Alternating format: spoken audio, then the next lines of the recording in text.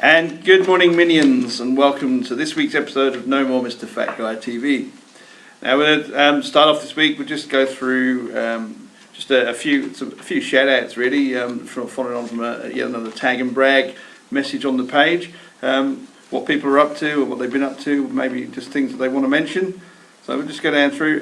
First of all, from the Rogue Runners Club Australia, we've got the Junior Rogue Flynn, which I think is basically Pete, so Shino's son, young Flynn. This weekend is doing his 6K long run. This is basically as a distance personal best for the young lad. This is in preparation for a 7.5 kilometre event taking place at Deepwater Point, which is locally to us here in Perth. That's next weekend, so this weekend coming he's doing his longest run ever. Next weekend 7.5 kilometre run, which as Pete says is a long distance for anybody to run, but for a young lad like Flynn it's even more impressive, so good luck with that. Ida from Dream Run is doing a fun run with the kiddies. Now it's a 5 kilometre run, but for those that basically know Ida's story, if you don't know the story, look up Dream Run on Facebook. But it's basically it's a major milestone for Ida, so all the very best with that. Have fun with that, and yeah, so we look forward to hearing about it.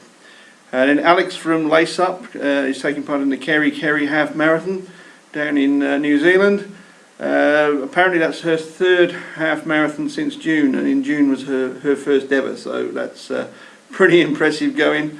So all the best with that one.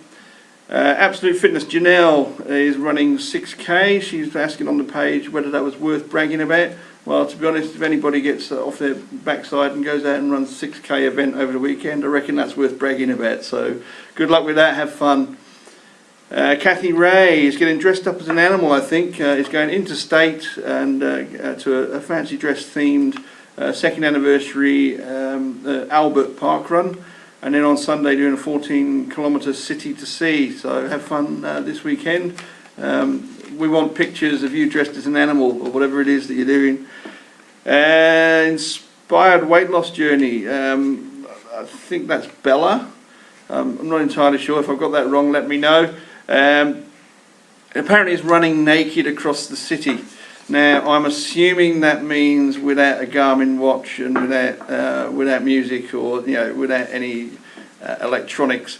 But maybe Queenslanders need to look out for somebody running in the nude this weekend. I don't know. And then finally we've got Jason Nelson of the Rogue Runners Club Australia. Is basically to date, I'm recording this now, it's about 6:15 in the morning on Friday the what is it, the 15th of November, I think 14th or 15th. But he's going under the knife today, but under the surgeon's knife. So everybody from the Rogue Runners Club and everybody from the Facebook running community that know you, and obviously your friends and family have already done it on Facebook, but we basically wish you all the very best, mate. I hope that everything goes smoothly and that the recovery process is as quick as it possibly can be, and that you'll be back out, we'll see you running around the Swan River and taking part in some of the local events very, very soon. So all the best, and yeah, I hope you recover as quickly as possible. Cheers, mate. Now, so we move on to, again, the Ask No More Mr. Fat Guy, the No More Mr. Fat Guy, Ask No More Mr. Fat Guy section of the page. I'm basically asking that question each week. We do get some interesting questions. I think, yes, the Rogue Runners Club members are the ones who ask the ones that probably don't get mentioned on here all that often. There was a suggestion after we did our trail run last week from Pete that we somehow use my Mo from Movember, cover it in maple syrup and turn it into some kind of Venus flytrap, because we did have to deal with quite a lot of flies. But that wasn't really a question. We did have a question from Nick of Running Girl, who wanted to know what my goal time is, because I'm taking part in my first 5K event this weekend. So it's new territory for me. I've got no idea how I'm going to go, because I consider myself to be somebody that can basically plod along and not do any speed necessarily. So a 5K event is pretty much more about doing more speed, more intensity over a shorter period of time. It really is new territory. I'm aiming to do my 6K pace. So I'm at least hoping for a sub 30. I'm basically hoping to get just below 30 minutes. I think I worked it out. If I aim for a 28 minute, that takes me into the realms of, I think, something like 5 minutes 30 something, 5 minutes 30 something, 5 minutes 40, which I know I can do based on intervals work that I've done for 1 kilometre and then a 1 minute rest. I don't know if I can do 5 of those in a row. So basically I shall be intending on Sunday to go out as quickly as I can and just keep pushing through and get across that line as quickly as possible. So we'll see how it goes. Basically this will be the one that sets the benchmark. However this one goes will then enable me to know possibly what I can aim for next time around. So I'll be updating everybody hopefully Sunday afternoon, maybe Monday, as to how that actually went. Other questions that we've had is how long have I been running? That was from Christina of Live, Laugh, Love, Run. I've been running in total for just over a year now. I've basically been on this get fit, get healthy process for almost 2 years now. The running really kicked in almost a year into that. It was primarily before that, as I've said before, on the rowing machine and on weights and just developing a foundation of fitness. I really started using the treadmill just over a year ago. I think my first ever official event was a 10K fun run. That was, I think it was September last year. So yeah, that's basically 14 months ago. So I would probably put it at about maybe getting on for about 15-16 months now before I started doing any serious running that wasn't just run walk or just a minute of jogging and then 5 minutes of walking. So that's the answer to that one. Then there was Coffee Runner who again asked the question of why I get up so early. That has been answered a few times. Primarily it's a matter of convenience. It really did fit in with getting down to the gym while it was practically empty, or when I get down there really early now, it is empty. I do enjoy the early starts, but it was a major change that I wanted to make to my life that I've been wanting to make for a good few years. That I've been a night owl for as long as I can remember. And I really, really wanted to kind of turn that around. So this was the ideal opportunity to make that, and that was a big change. So I basically, started getting up at 5 in the morning, and then as the sessions grew longer, got up at 4, got up at 3. Right, this morning I was awake at about 2:15, 2:30. Because that's just really is the routine I've settled into now. That's the habit that's been established. And it works for me because it means I can get up early, I can get my routines done, I can certainly get my running done, or my cross-training session done before the rest of the world's awake, before the rest of Perth is awake. I get the first bus in the morning, so I commute into Perth. I'm in the office early, I get my work done, and then I basically leave pretty much what would be the start of the afternoon for everybody else. So it cuts down my commute times because I'm not travelling in peak hours, but it just generally works for me. So that's and it was that change that I wanted to make. So that really is why I do it, why I make the effort, and it also ties in with this idea.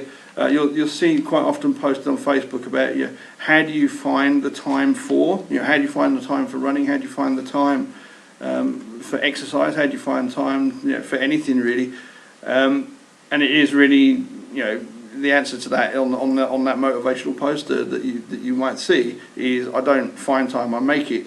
And that really is another part of why I get up so early in the morning. It's the case to say, well, this is the time of the day that I'm going to be putting aside, and I will do it every day and I will do it consistently. And by doing that, that's actually been the thing that's enabled me to stick at it and to achieve the results that I have. So that's a very, very worthwhile thing to do. If you basically set your day up so that you do have that time, and you do stick to it, and it's something that that you find room in your life to have. So that leaves us now. I'm going to say every week I like to try and find a topic to talk about more generally.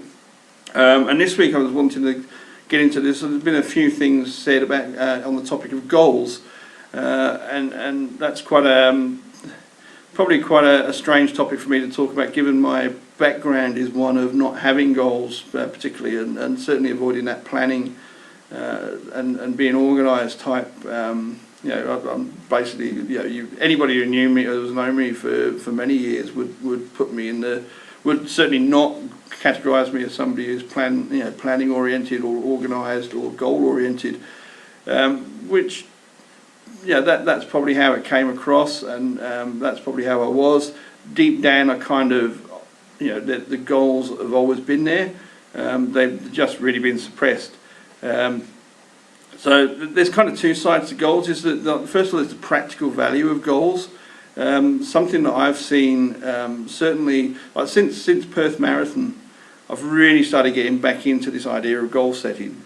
And some of the things I've been doing, I've set a specific goal in terms of weight loss.